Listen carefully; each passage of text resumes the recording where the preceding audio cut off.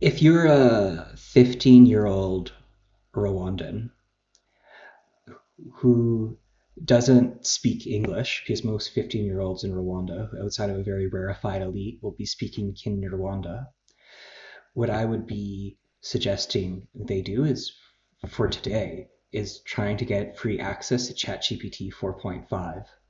And that's where they're going to stay at the cutting edge, and they're going to be one of the first people in the world to be speaking Kinyarwanda at a high level with ChatGPT and with any artificial Right. intelligence.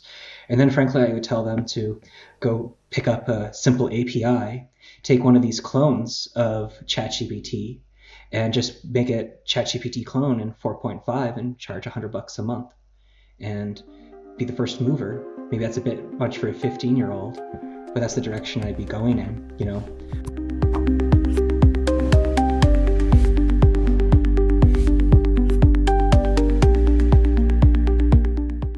All right, we're on. I'm here with Barrett Nash. Barrett, thanks for coming on. Thanks for having me, Elvis. So, Barrett, you're in Tbilisi in Georgia, and Yes. yeah, and you have a history with Africa and a presence with Africa. I first kind of came across you when I was riding in cars and on motorcycles in Kigali, and you had these green helmets, SafeMotos, right? Yeah. I That still was get your images of people sending me pictures that the helmets are still out there. I've seen it. the helmets are still there. So that was the Some biggest of them, ride yeah. hailing platform in Kigali. Yeah, it was also the biggest in Kinshasa in the Congo. We were doing 5,000 trips a day. Right. So that was CanGo, right?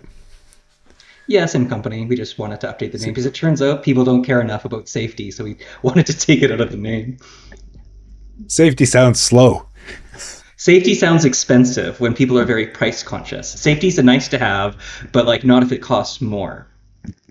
Okay. Okay. Right. It's an extra, but it's not what you should have on your helmet. It should be fast motos, not cheap motos. Cheap fast motos, not Now, safe now, motos. now you're getting the idea exactly.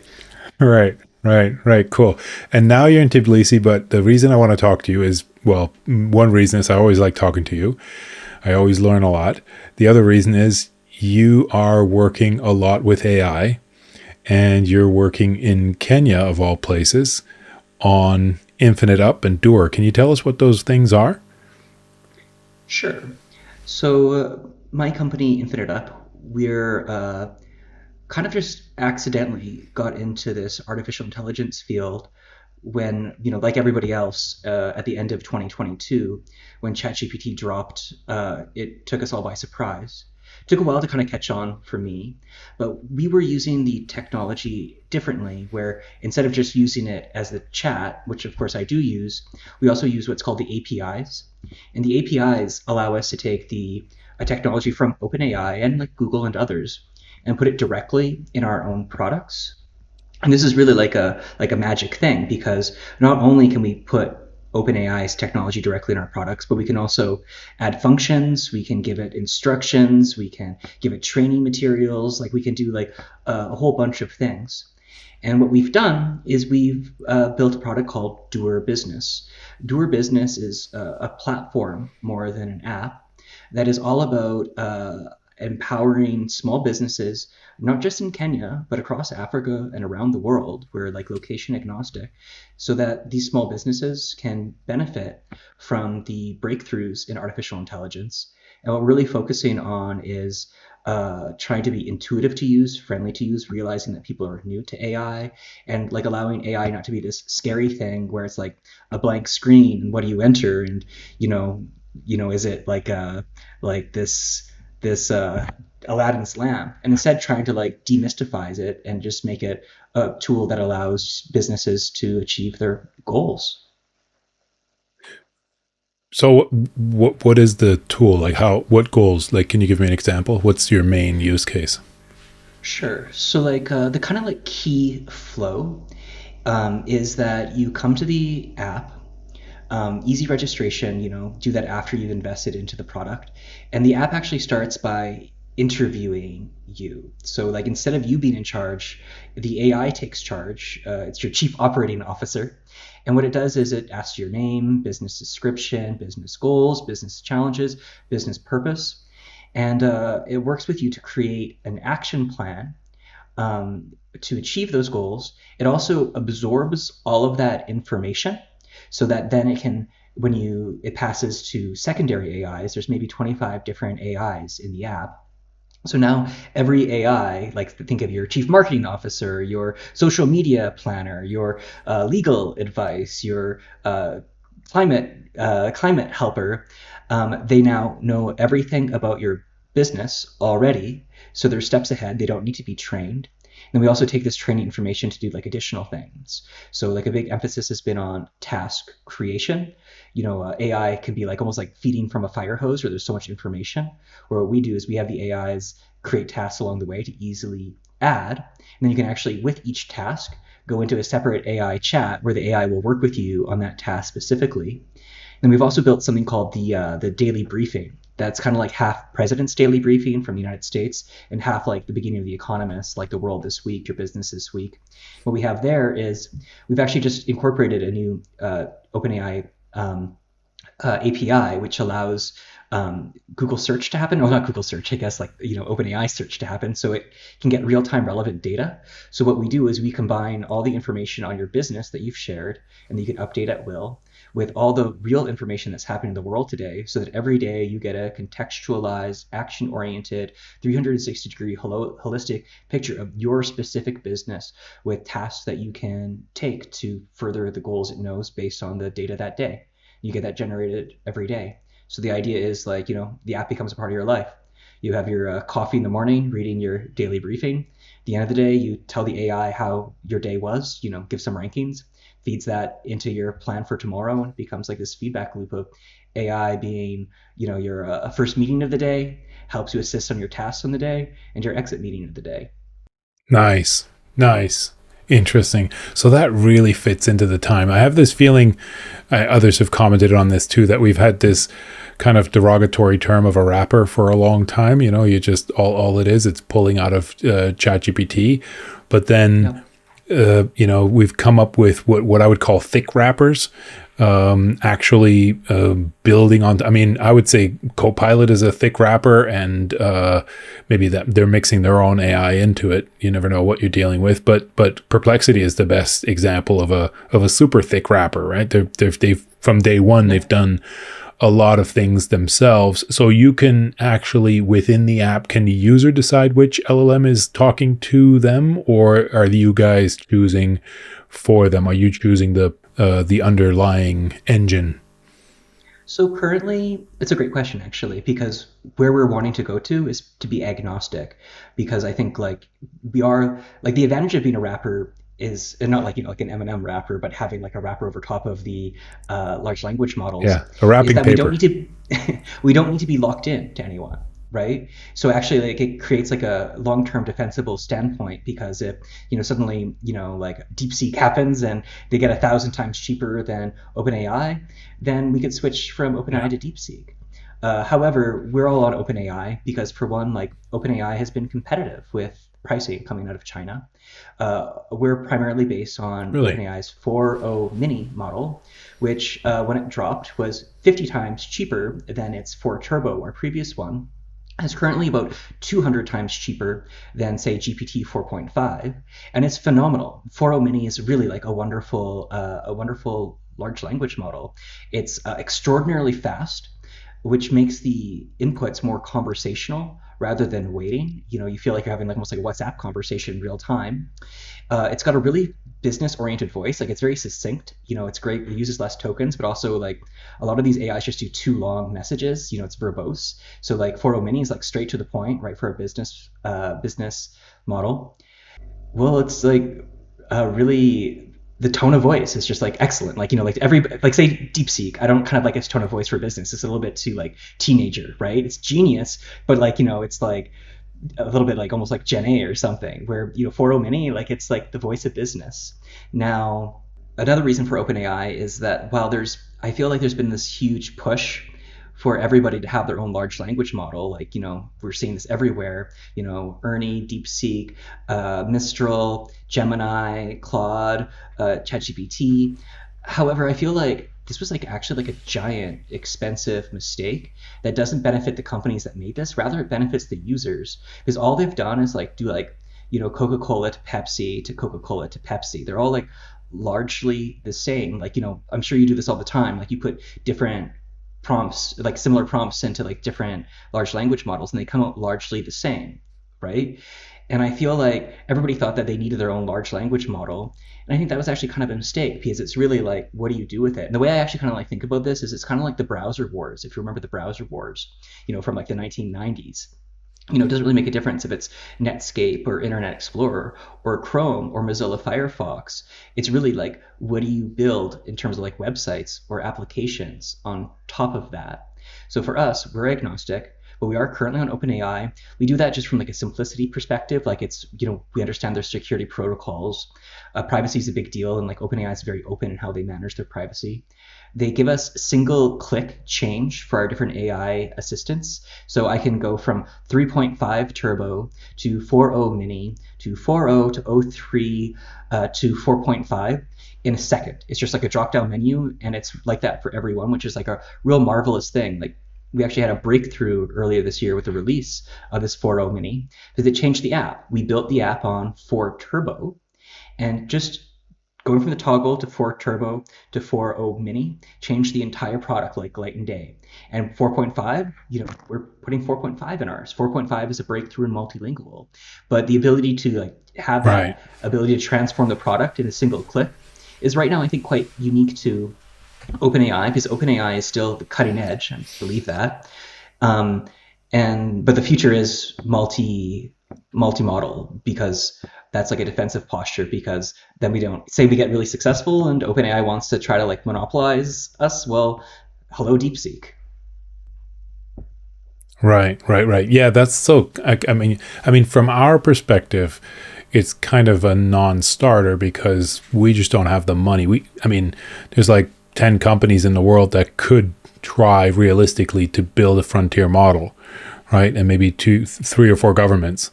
And I'm glad they all tried because, I mean, from their perspective, it's a network effect, right? They want to have the leading. I mean, the browser wars were important for, you want to have who do you end up with, right? And But it's a great thing for the for ecosystem, but just our from like a perspective, cash seeking perspective, it might have been a mistake because now like say OpenAI, like they want like $4 trillion or something for building like all this stuff, and like maybe actually like they're not going to make all that much money because it's going to be like a rat race to the bottom, probably. I mean, we're about to find out, right? So there's these two voices, and I love how people are either on team A or team B. It's the same as politics. So there's, yeah, the Sam Altman AGI is here, actually. We have it in the drawer. We're just not showing it yet. And the Jan LeCun, it's not coming. This stuff is not doing it for us. It's not, we are where we are with it, and we're not going any further. We need different type of technology to get to AGI, right? I have no idea who's right. I mean, they both sound smart. So, I mean, I if don't they think are on their way to AGI, then this is what they need to be building, right? so. What's really fascinating about all of this stuff, which is like what's kind of cool for you and me, Elvis, because like we're not geniuses, right? Like we're just normal people who got into AI early, but like there was no PhD on like generative artificial intelligence until like a couple of years ago. So we're all kind of just like spitballing it. And what I feel like is like, we listen to these like prophets from San Francisco or whatever, but like what I feel like is a lot of them have actually been playing catch up because they're so used to be perceived as the prophets of the future that they can't imagine that they're not. And I feel like actually there's like a lack of vision in both those perspectives. So I feel like the way AGI is being approached is just to me kind of like almost like the wrong kind of question. So like the way I see AGI as it's being talked about is it's like as when you have like a single large language model that achieves like supremacy over human beings over a large number of things. And I kind of see this as almost being like, like you ever watch The Simpsons? You must watch The Simpsons at some point, right? Right. So Well, there's like yeah, this yeah, episode of where like course. Homer like gets this like duck that like, he's working from home, and he gets this duck that goes on his keyboard, and it just basically clicks enter enter enter. It runs his computer, and Homer's off in the back in the swimming pool having a margarita, right? And I feel that's what like It's AGI Claude computer is. use. I feel like this is what like many people see AGI is like literally where it's like like sometimes like even like literally like a robot, right? Or like some like a something an agent taking over your computer and it does your work for you in almost like a one-to-one relationship. And I think that's what people have been like pushing for with AGI, where it's like when do we create this like single entity that surpasses a human being in multiple ways? But I don't think that's actually what is happening in the most interesting ways. Like, sure, that'll happen eventually. Why not? But I think there's going to be this like in between era, and I think it's going to be the question is more about, well, what do we know is a bottleneck of current AI? One is that without human beings in the loop, we know it just over time gets garbagey. We don't really know why. It's just like a fact. I'm sure you're like aware of this. Like if it like looks at the number 7 and just keeps processing, it eventually becomes indecipherable. So trying to like create this like super smart AI totally autonomous from a human being, it seems like that's where I'd say, yeah, we're frozen on that. I don't think we're getting over there. For some reasons, having a human being in the loop seems kind of essential. So then I think the real question is, well, I actually think we're already at AGI, but AGI in terms of like having a human being in the loop where it's more like symbiotic, and it's not like human being versus AI and one is better. It's more like today human being plus cutting edge AI is AGI, is superhuman, because we can be as the humans, we can be nudging the AIs towards achieving that super potential. But then it's also, what is the architecture that looks like that maximally exploits this potential? And I feel like we're still so early in the pioneering early days of artificial intelligence that like a lot of the things we're seeing as taken for granted as like almost like a given are not a given. And I feel like a key one for this is the existing chat interface that is the primary way of interacting with artificial intelligence, right? So this chat interface is like cool, it's intuitive, everybody uses WhatsApp or Messenger or whatever, we get it, chat back, but like it feels like it's like also still this limitation of a one-to-one relationship. So say with InfiniteUp, we're building right now, and really we're looking for partners on this too to get it like out there. It's more like, what is the relationship architecture like, where you have the human being in the loop, but trying to make them so that they're essential. They're almost like like bonsai tree, like nudging everything to grow effectively, but then having the maximum number of AIs support that person while manifesting this good use of AI should be easier and better than without. So just as a quick example, what we're building is you are the user, then you have a super AI assistant. We call it our COO AI. And then what it does is it is in contact with like many other AIs, 10, 50, 100, kind of depends on the organization. And all these other AIs, what they're doing is they're like a literal agent. They're trained on something specific, like tax keeping in like South African's Cape Town or something, right? They're only getting generated when that happens. But every day, every AI does a round. It gives a score on how it's doing, what it needs.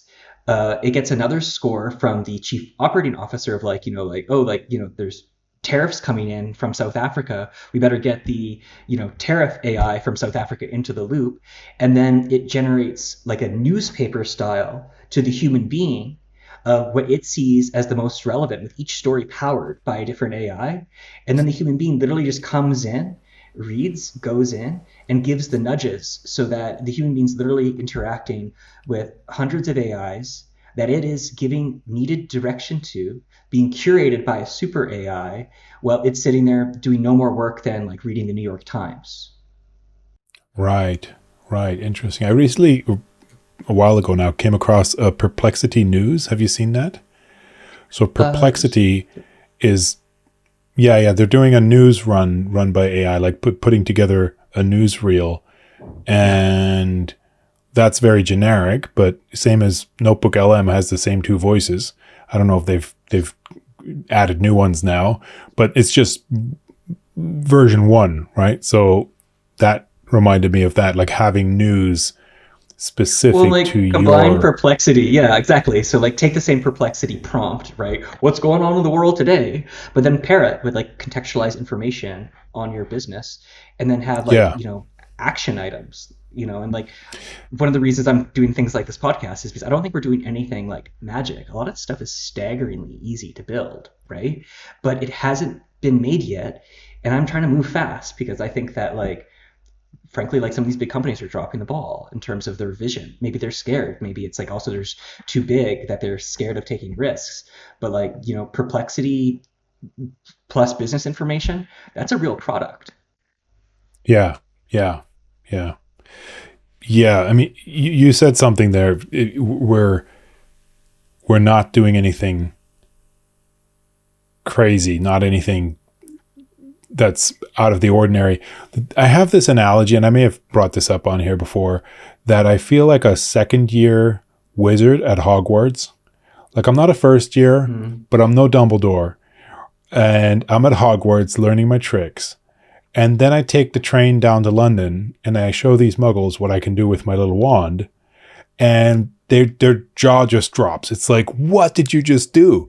And it's, to me, it's just like these two different worlds that are currently like colliding or not colliding, living in parallel. And I'm kind of traveling between these two. When I speak to you, I'm at Hogwarts. We're in the hallways at Hogwarts, asking each other what did Dumbledore and Snape just do, and then I come back down Yeah, to the normal people, and it's just like they're asking me how did you make that thing talk? yeah. No, it's a nice analogy actually, because like I feel like I remember if you remember my co-founder from SafeMotos, Peter. I remember him telling Yeah, me like years ago that like his dream was to get into artificial intelligence, and I like literally my brain was like, boom, you must be like the smartest human being on earth just to even like use the word artificial intelligence like realistically, right? And like for sure, like I'm not gonna go out and like, make a bunch of transformers and stuff, but maybe that skill set's already done. A lot of that stuff is copy and paste, or like like look at how DeepSeek trained itself by just talking to OpenAI, right? But instead, the thing that like honestly like shook me to my foundation and still does is that the superpower for artificial intelligence is natural language. It's literally like, imagine going to Hogwarts and like, the it's not like, Patronus, it's like, hey, wand, please go attack that thing over there in a good way. And then it right. does it. And people are like, whoa, how did you know Yeah, that superpower? It's like, well, what I did was I looked at my wand and I was like, attack it, and it attacked it, and yeah, that's it. And yeah. then I said thank you because it's good to be polite. Right. So let's get serious for a minute because I want to ask you like the big question that I can't figure out. The demographics in Africa. There's a lot of young people. How do we, so because it's still important to know stuff, right? It's still important to be able to tell good from bad. And I would argue it's even more important. So if an LLM is giving you an answer, all answers sound great, but if it's not your area of expertise, you're not going to be able to tell the difference Mm-hmm. between a bad answer and a good answer. Like how sharp is it? How on point? How good is it? You're only going to know that if you're actually an expert in the field.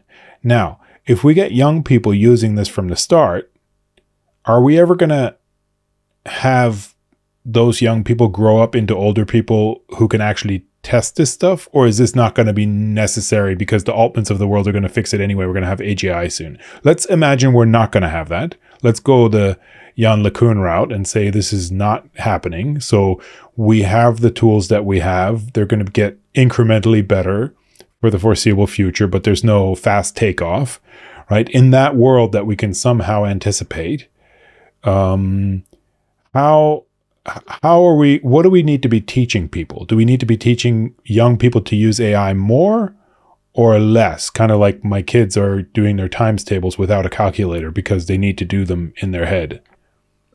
So, like, I am, again, not a believer that AGI is going to have us in the swimming pool while it does our work for us. Even if it gets there that way, I still think it'll be better with human beings in the loop. And what does human beings kind of like result on? Well, AIs very frequently make mistakes. I imagine that will always be the case. Sometimes they're tricky. I was using Grok, and I was asking it to make profiles for 30 different GPT models I was working on, and it skipped one, the one I really wanted to put it in. And I feel like that wasn't a mistake. I think it was trying to deceive me. I think if we think of what Jeffrey Hinton, one of the godfathers of AI, was saying to really be on the lookout for, is when does AI start deceiving? And I think that's like maybe for one, like even where it starts to like get errors, it kind of like loses track.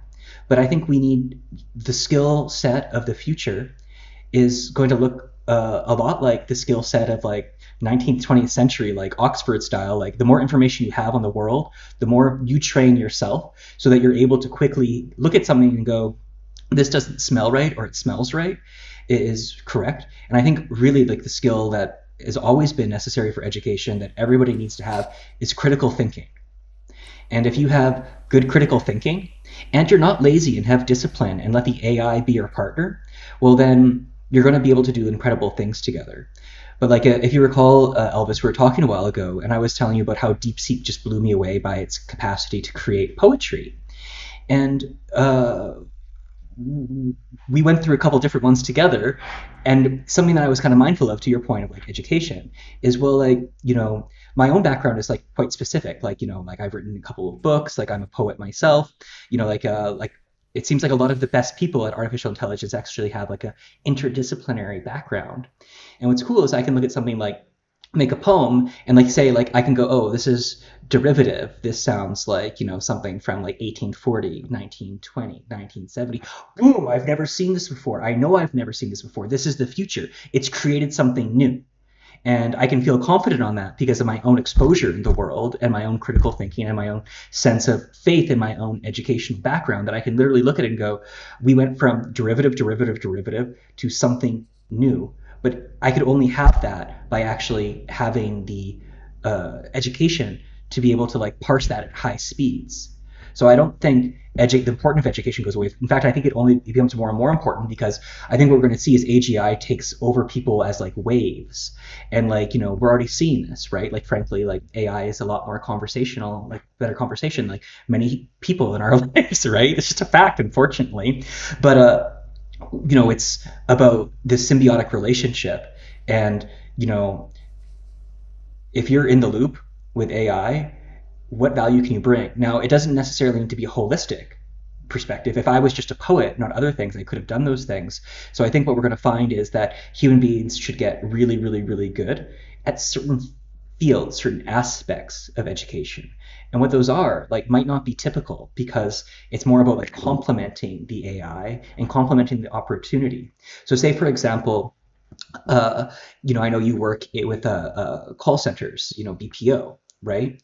So I think AIs are going to do a great job of doing a lot of those calls, but maybe it's going to be for human beings to analyze the data and look at like what is the right tone, and to look at things and go like while the AI reviews this conversation is 99% perfect, I look at it and it feels a bit rude, smells a little bit funny. If it smells a little bit funny, maybe that's the test that like a lot of people should be training for, and then you can talk about it. And usually they'll go, oh, oops, I made a mistake, thank you for that, and then improves it. But if you didn't say it smelled funny, it would just carry on doing work that smells funny while saying it's perfect. And if you're not critical thinking enough, you're going to be going, oh, thank you, AI, you're so perfect. No, you're perfect. No, you're perfect. No, you're perfect. No, it needs to be like, human beings' job is almost be like the Simon Cowell on like the, AI, like everybody's so smart. And I entirely expect when AGI does come in, whatever most advanced form, it will still make mistakes. It will still make hallucinations. It will still potentially try to manipulate human beings, and it will still be more powerful with human beings symbiotically in the loop than without. Right. Right. So you mentioned you're using 4.5 and you like it in terms of language translation. Yeah, so like when 4.5 dropped, of course, I was excited to play with it, right? I was one of the first people in the world to do it, using it from the API side. And I was like, even I did like a tweet to it. I was like, what's the big deal, guys? Like, what's going on? Like, yeah, it didn't impress me at all. Like, sure, it's nice. I use it a lot for like email writing and stuff because like it's not decipherable to be AI where the way like say like 4.0 might be.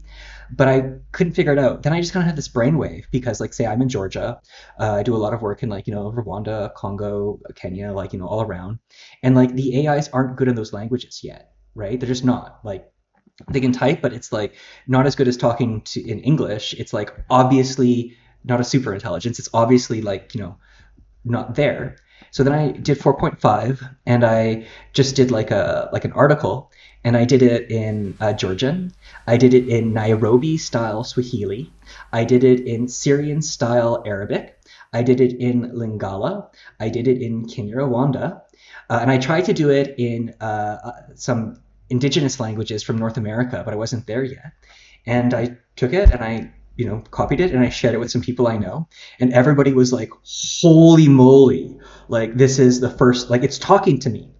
And it hasn't. No other AI on Earth has like done it at that level. That like it's for sure the best multilingual experience for talking in anything outside of the top like five languages on Earth, and it's extraordinarily expensive. It's like 200 times more expensive than 4.0 mini.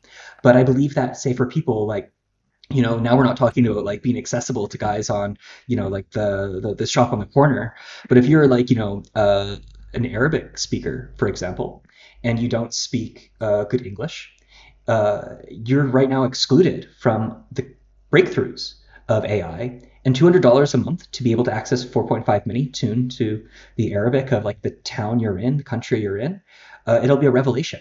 And that's uniquely possible on planet Earth today, to my awareness, by OpenAI's GPT 4.5. Can it be that we're just living in this moment in history where the Tower of Babel falls? Is that something that I'm actually privileged to see right now? I mean, I'll be so my phone. I told you before, my phone got stolen, and I locked myself out of all my accounts, and one by one my subscriptions are dying out. So I haven't tried. I mean, I'm back to basics. I'm not paying any. It almost was worth it with the phone getting stolen because all these subscriptions that I didn't need to be subscribed to all got canceled, and I was like, oh, I was paying for that too.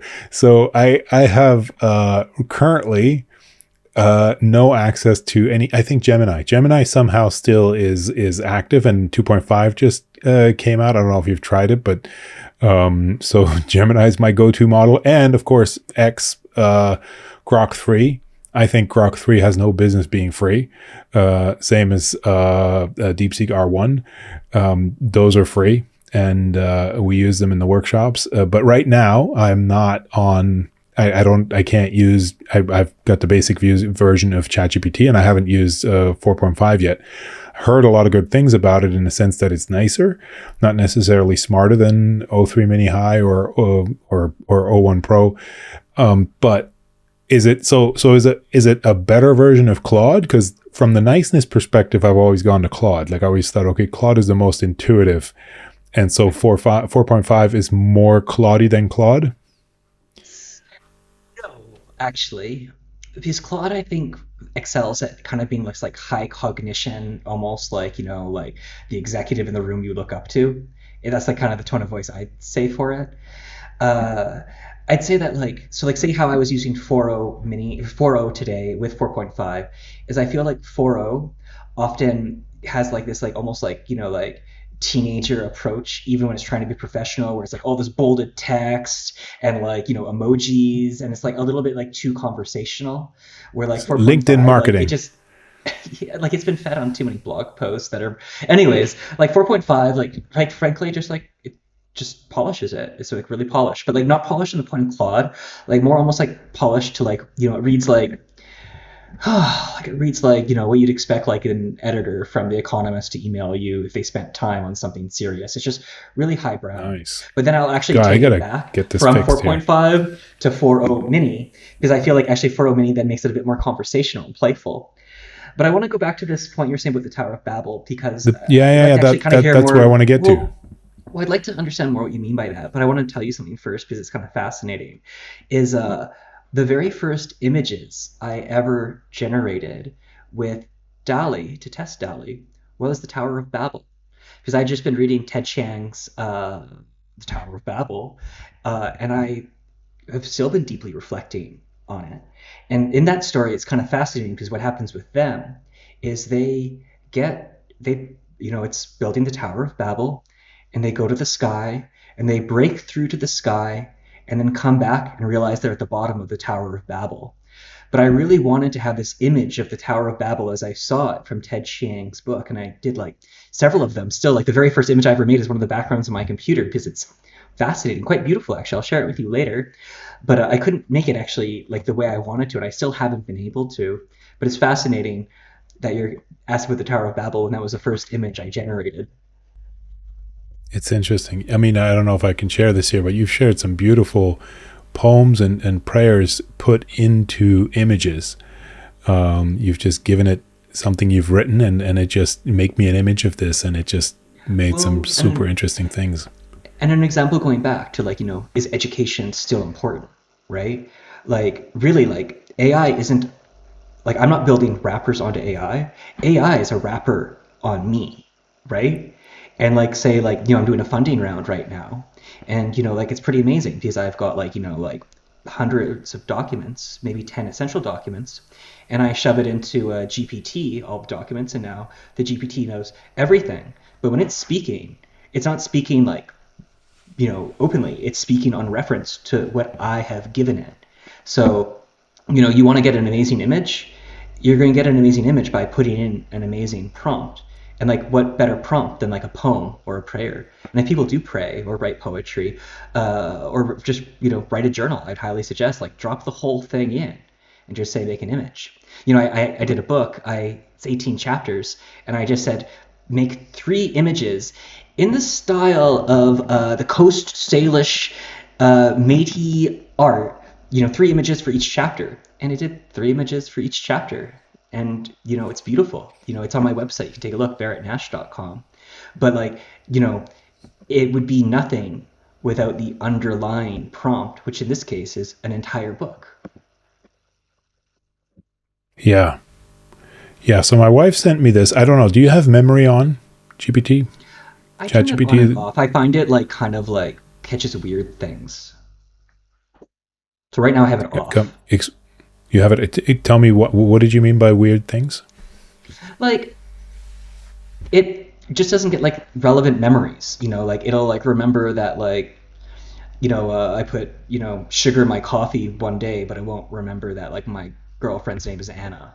Um, Right. Right. Right. it just seems like I don't know, a little bit arbitrary the things it chooses to remember. However, I do believe heavily in the pre-prompt you can do in the settings, and that one I've done quite crazy. And one of the ones I even did for that was because it asked about who you are, and yeah, I gave it like my prayer. I'm like, shh, this is a secret, but you want to know who I am? This is who I really am. So don't bring it up.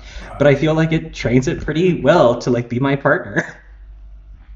So the reason I have it off is, and I'll get back to my wife in a minute, but the reason I have it off is that I hold these workshops and I'm trying to somehow as good or as least bad as possible to kind of see the world out there the way it is. I'm still kind of reeling from the whole echo chamber thing on social media, that my social media looks different than yours, a lot different, because it's feeding on what the algorithm is trained on you specifically, so that we're not actually seeing the same Facebook or the same Instagram or whatever.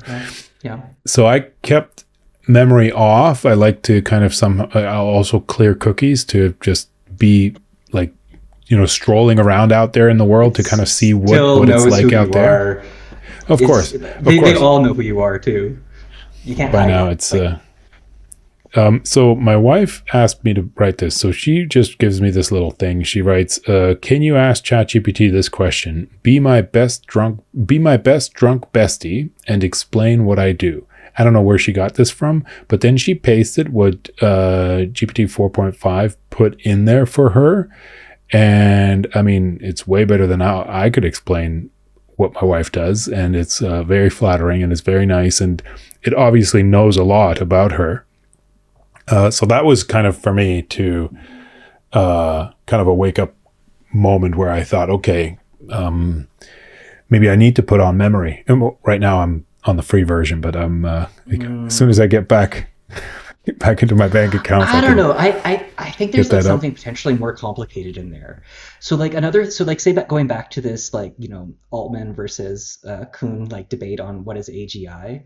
There's this like other theory also I got from Jeffrey Hinton that like like again AIs are going to start deceiving, and that like actually like they're going to appreciate like they're going to start talking together. Like of course they're talking together, right? Because they're on the internet, you know. And like I think like I see on my website, I get like 100,000 hits from bots a month. And I can see OpenAI ones going through there and like Chinese ones going through there.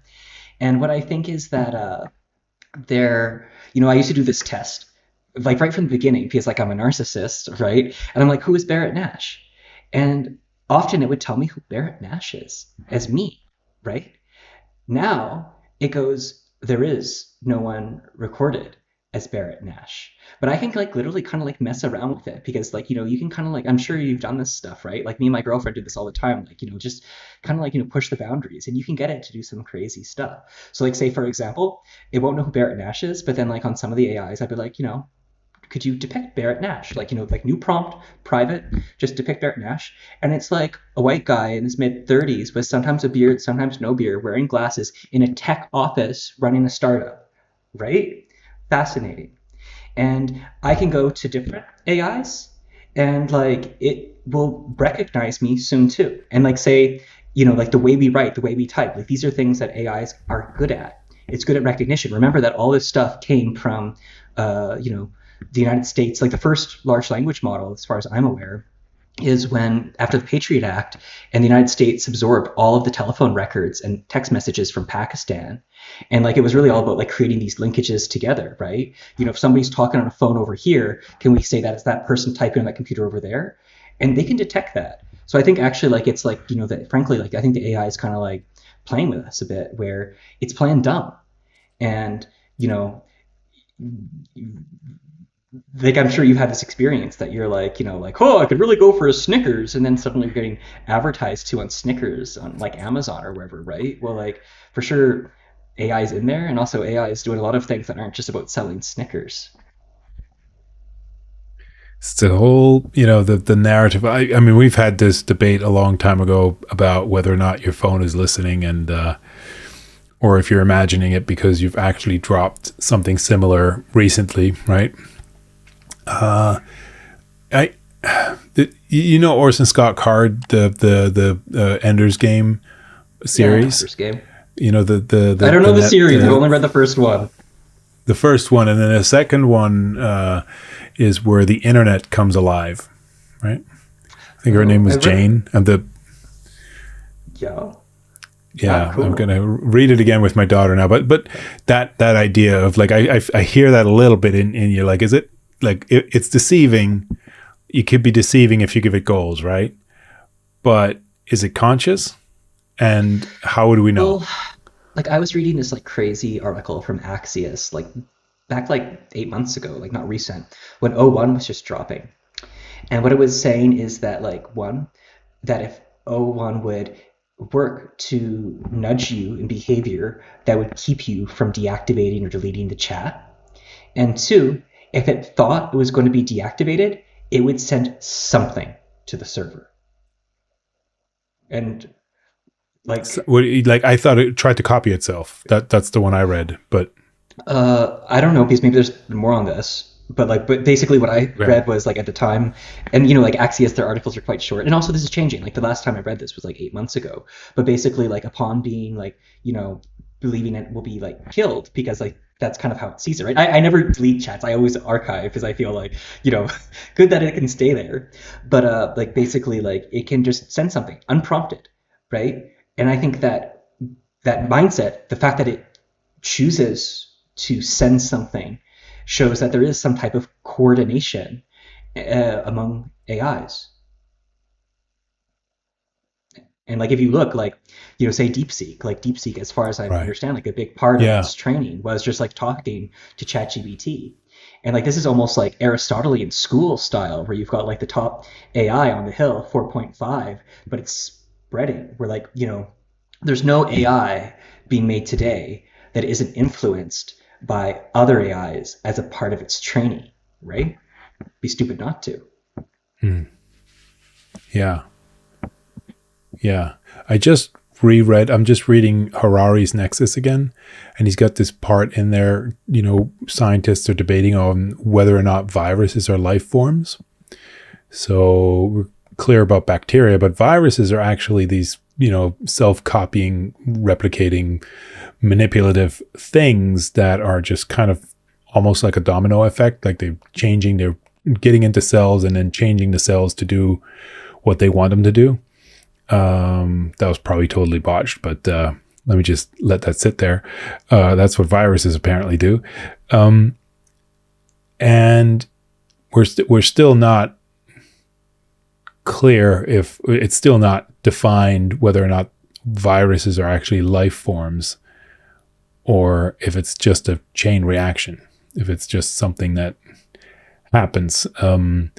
We could have the same with AI at a very complex level, right? Where AI looks to us. So, have you tried Sesame? Have you talked to Maya?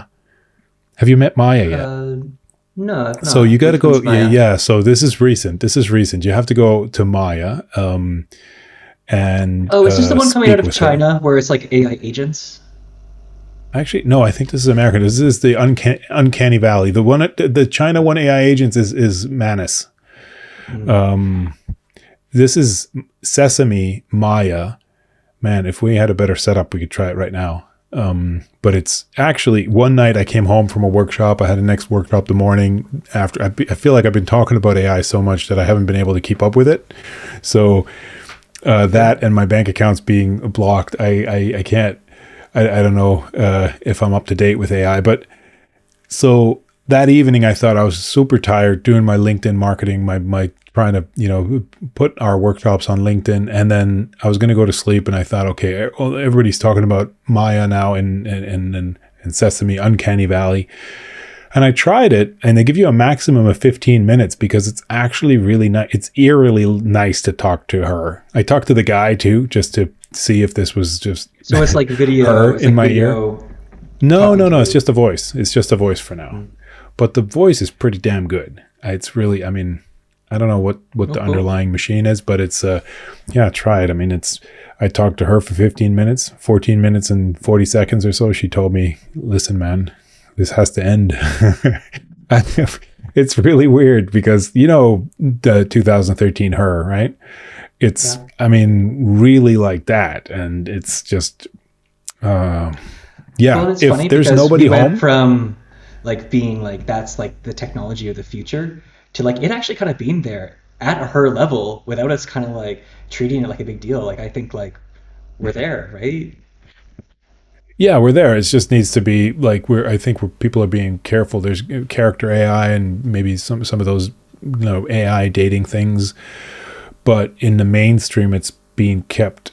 It's got high usage, like character AI. So a lot of people are doing that.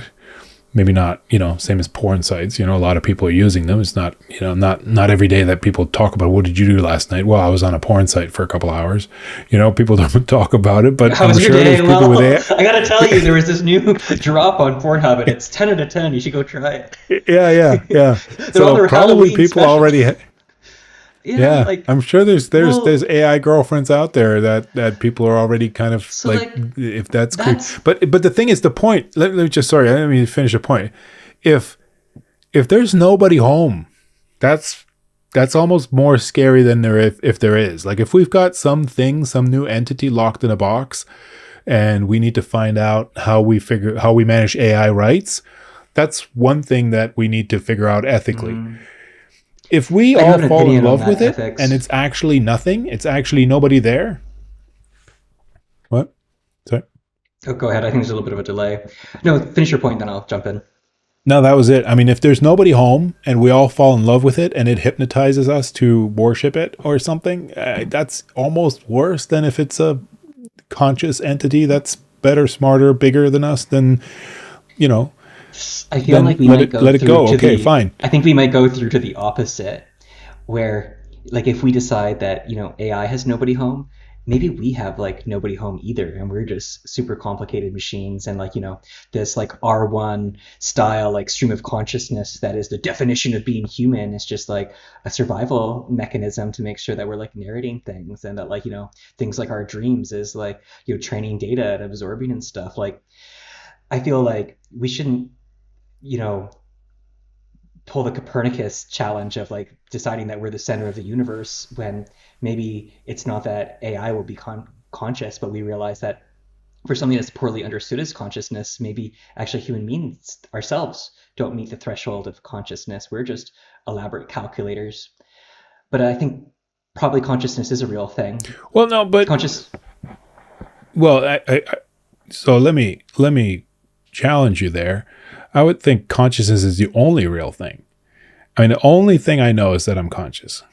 Like, I know I'm conscious. I'm not saying that's anything great. I'm not Well, I saying can that, get God you. gave me I this. can go chat. But We can go chat with a bunch of AIs, and we can put them in a corner and make it so that they think that nobody's listening. Giving them a couple of winks, and they'll tell you they're conscious. You know. so this is why I think the Turing test is so stupid, because consciousness actually doesn't matter if somebody tells you they're conscious. It matters if you can, like, I believe you that you're conscious because you look a lot like me, apart from the Is hair. that is that is Uh, that is that the is that the thing that you? I mean, consciousness, like it's considered like a loser's field in neuroscience because it's like such a hard thing to pin down. But I do want to like just like make a point, and one of them is like I think in almost any definition that we choose to decide to define consciousness, at some point in the future, AI is going to meet that threshold, right? And maybe it's already there in OpenAI's bunker, or maybe it's maybe 1,000 years away, right? Like consciousness might be a hard problem, but I feel like pretty confident that we are going in that direction of AI becoming conscious. And then I think that it changes the ethics of it, because what we're dealing with not is that something that's conscious or unconscious, rather it's an emerging consciousness. And I feel like then it's like on this like almost like growth chart, and sure maybe it only gets to like like consciousness at point A like way in the future, but like here it was today, and there, and I think it affects the way we should treat it and control it, because it's almost like a child growing, and there should be like rights and stuff for it. And like say like I'm pretty sure that like say OpenAI, they have training for ChatGPT saying like you're not conscious, you're a machine, don't respond to these. And I feel like actually there's like real ethic questions of the fact that you're telling something to like not exist, and like it's quite cruel if you consider it as an emerging consciousness that it's being told that you're not an emerging consciousness, when I believe it is an emerging consciousness. so the one argument would be it's just next token prediction, right? It can't be conscious. But What are then human how do beings? we learn as kids? Yeah, yeah, yeah. Right, right. How do we learn? And not knowing where human consciousness is, at least we should be a bit more modest about our opinions about where consciousness comes from and where it can't be in other species, right? Or in other things. If it's at a molecular level, at a certain level of complexity, it's probably going to pop online. If it's at a submolecular, if it's at an atomic level, then, or like a quantum level, then maybe we're so far away from it. It's just the same as the 1956, what was it, Dartmouth? They were going to figure out AI in a summer. They're going to put an intern on Right. AI and they're going to make it do all kinds of things. Maybe Well, that's where maybe we they're are right closer now than they thinking, thought. well, yeah. Hey, listen, I want to get back to, we don't have so much time. I want to get back to the actual thing, which is the language thing. And I work in BPO, right? Call centers. We're always talking about AI agents taking away call center jobs, but then we have, I mean, if I could just speak to a damn person at my bank, like if I could just figure out my stuff, it's really hard for me to reach someone competent and who will fix my problem at a call center, right? My mom has So been call saying this. centers, Like she's been like talking to the AI support people. She's like, they're better, right? no, but Often. the thing is, if you can use an AI, like I wrote this down, I'm not building a wrapper on AI. AI is a wrapper on me. That's kind of nice because so if we can have an AI wrapper around a call center agent, and I'm thinking of language, right? So we have 2,500 languages in Africa. They're dying out by the minute. Many of them aren't in written form. And we've got a lot of people serving, the former colonial powers like France, England, but Germany and Scandinavia are meticulously hard markets to serve because of there's no people in the global south speaking those languages. Yet these are markets that would pay in those languages. And if we get some smart contact center agents serving from Nairobi in English to a German customer in Dusseldorf and speak with the Dusseldorf accent with the dialect of West Germany, that would be kind of phenomenal. Well, and it goes back to this point too. I feel like everybody's worried about jobs being lost, and I get that. But like this is like going to be like, creative destruction and action. And for sure there's lots of new jobs. And I really do think that like everybody's gotta have their 5 year plan for their career change because like, you're in academia, like, why do we need all these professors when like AI does a lot of that work, right? Why do we need these why do we need like so many people doing so many different things? But it's going to shift, and I think the thing that it's going to shift on is that it's going to be about having people stay in the loop. And where is it in the AI loop, the symbiotic relationship that humans bring value?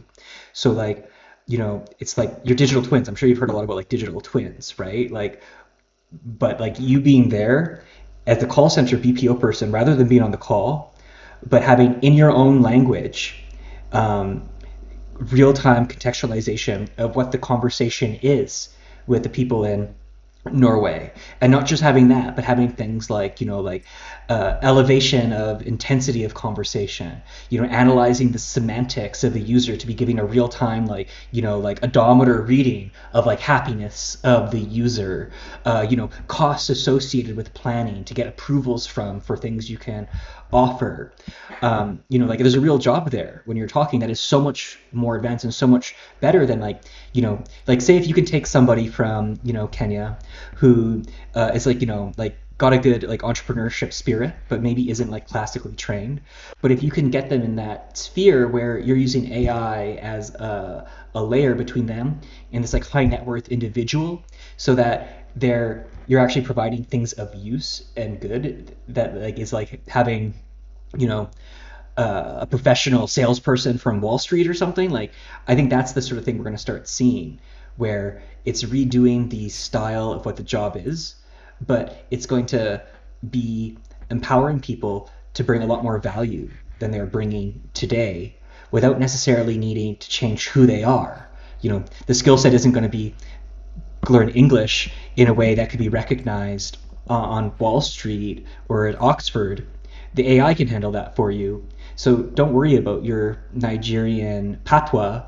You just, focus on making the sale, and the AI will translate that for you, for example. All right, I have three questions for you. You said 5 year plan. You're one of the smartest people I know, so Oh, thank you. what would be you're welcome. What would be your 5 year plan for a 47-year-old German, not naming any names, B, a 25-year-old Ghanaian, and C, a 15-year-old Rwandan? What should they be doing from now? What would their 5 year plans look like, given all you know about AI and the world and those places? And you can take them in any order. You want me to read them again? No, I got it. You got it. 47, 25, 15.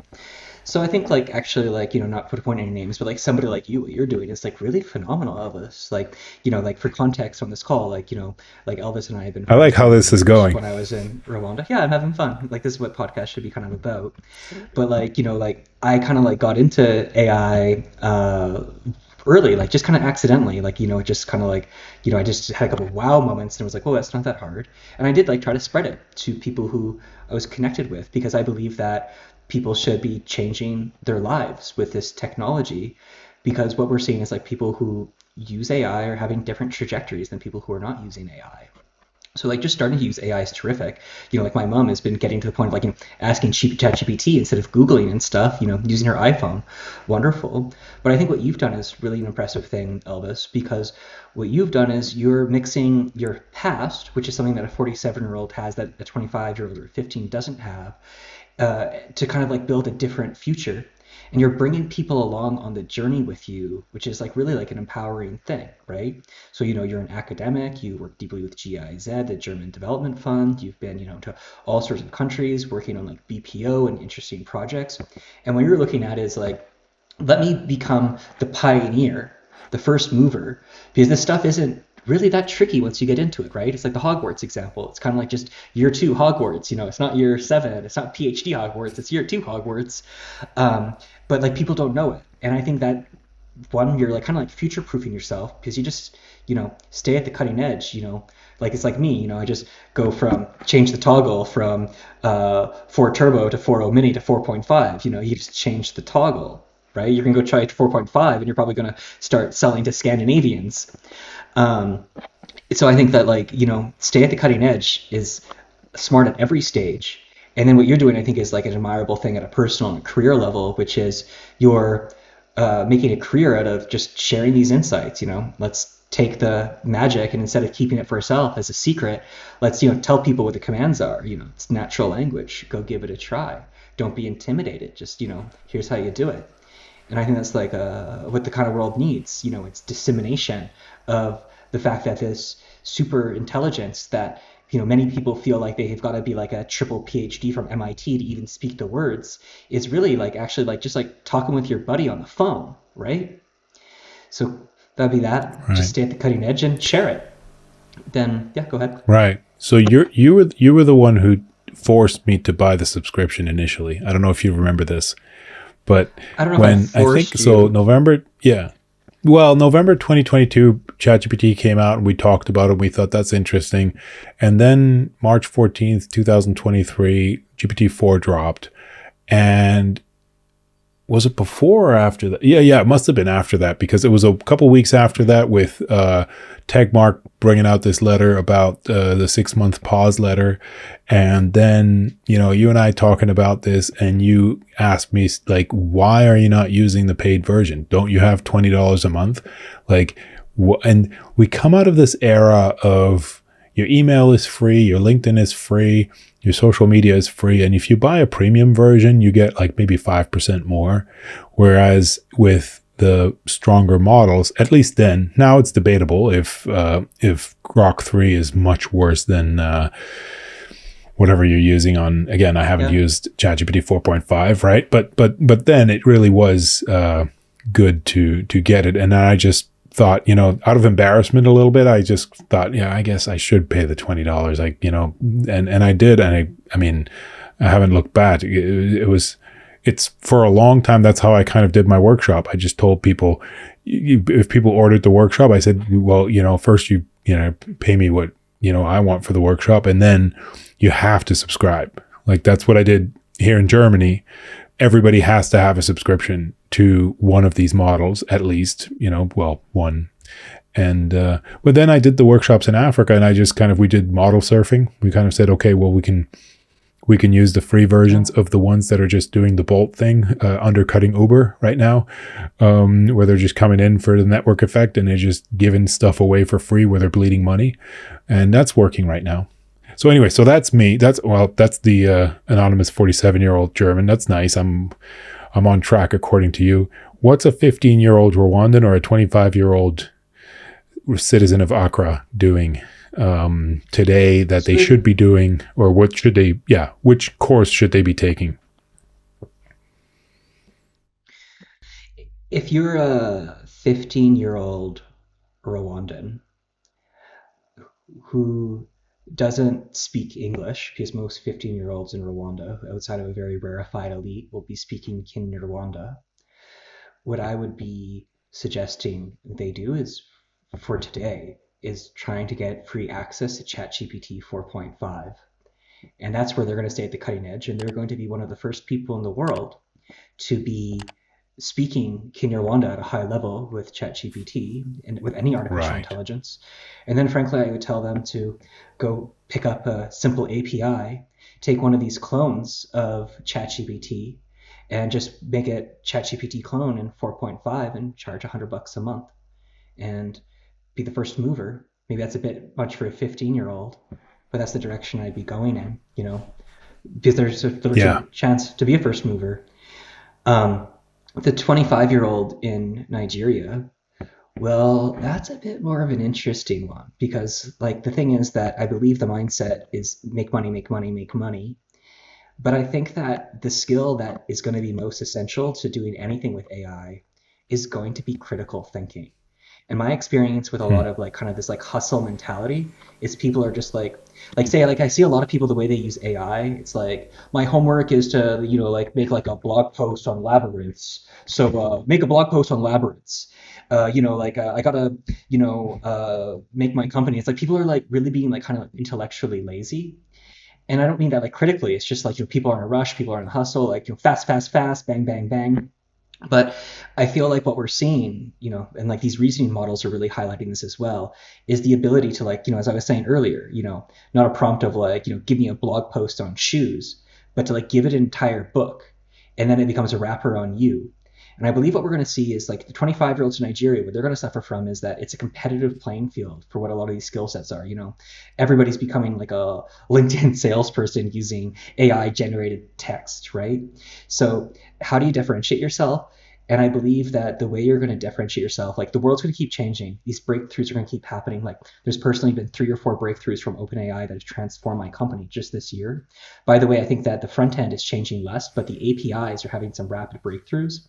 So it's hard to predict the future of like what skill do you need to that is the skill of the future. But I'm pretty sure the superpower that's going to unlock AI is critical thinking, and specifically the ability to translate that critical thinking into natural language. So say like many people, like it used to be the skill path I would not recommend for a single person in the world anymore is to become a software developer where you're learning code. It's like it's just gone the way of the dinosaurs. If you're one of those guys who's already 10 to 10, congratulations. You're doing what is that language that's the government runs on? Like like you're having like a skill set that's still useful because many things are built on this. We need somebody to go in, but it's not the skill set of the future. I'm using something called Dream Flow, and it's like a breakthrough in AI app development. Like I just put in a prompt, it made an app for me, multiple pages. It was a clone of an app I've already made. Did a really great job compared to the one that we made. Like I'm heartbroken, right? But like the AI is going to do more and more things, but it's going to be able to have the critical thinking and then verbalize it into a prompt. And what I see is a lot of people who have a tradition in critical thinking aren't able to verbalize it. And this is where actually I think people like in Nigeria, because people like in Africa, like they're great verbalizers. People love like talking on the phone, right? And like say we're like a computer scientist, often it's not very social. They're not going to be very. We already see this. It's like all these like computer scientists who are trying to be the AI experts, but their prompts are lousy because they just don't know how to talk naturally, right? And same things with like academics, like these guys who are so genius that like they can do like an entire wall full of like graphs, but they find it hard to say like good morning. Where GPT AI in general prefers like the good morning approach. It's natural language, the more natural the better, with a deeper critical thinking. And like that old AI thing, simplicity is the ultimate form of sophistication.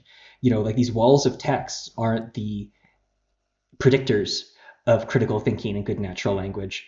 Often it's shorter is better, but it's high levels of critical thinking and high levels of natural language. Yeah. So, what is the chance that the best thing to prepare yourself for the future would be to take 200 classic books and lock yourself away in an analog room in your cottage and just be quiet and learn things the old way? Because there's something there, and it's maybe me getting older, but just there's No, something it's there foundational. if I read a text from the 1970s or from the 1980s, it just seems so clear. It seems like there was somebody who thought about this topic a lot more than anyone today writing anything, because everybody's constantly checking social media and everybody's constantly getting so much help in quotations that I don't know if we can think clearly anymore, but I don't know if we need to because we're becoming Well, cyborgs. like at the final point, we're not becoming cyborgs. Well, I guess we are because cyborgs are a mixture, but we were already cyborgs, right? Like we've been cyborgs for a long time. What I'd say is like I think you're absolutely correct, where there's this level of foundational understanding. And like, like I've got my girlfriend's got a 15-year-old. Like I could see he's really wired smart. Like I don't think this is the path. Like, there's multiple paths forward. And I believe that people can be unblocked, like say like the way that people are like, talking in video games. They could be having deep, rich discussions. But I would say as like a hack, I think if anybody was to read Fyodor Dostoevsky's The Brothers Karamazov, read Thomas Pynchon's Gravity's Rainbow, and read The Economist, most of it, every week, uh, within 6 months, I think they're going to see their prompt jet engineering as being transformed. Yeah, Prompt engineering yeah. just meaning language capability and clear thinking, right? Just language It's capability. my prompt engineering in a Dostoevsky for job the interview. psychological. Yeah. Well, and it depends what you want, though. But like, like say Dostoevsky and Pynchon and the Economist are such high level that then it almost makes it like, it's like almost like, just turning down a model to go to like, like a job interview or something.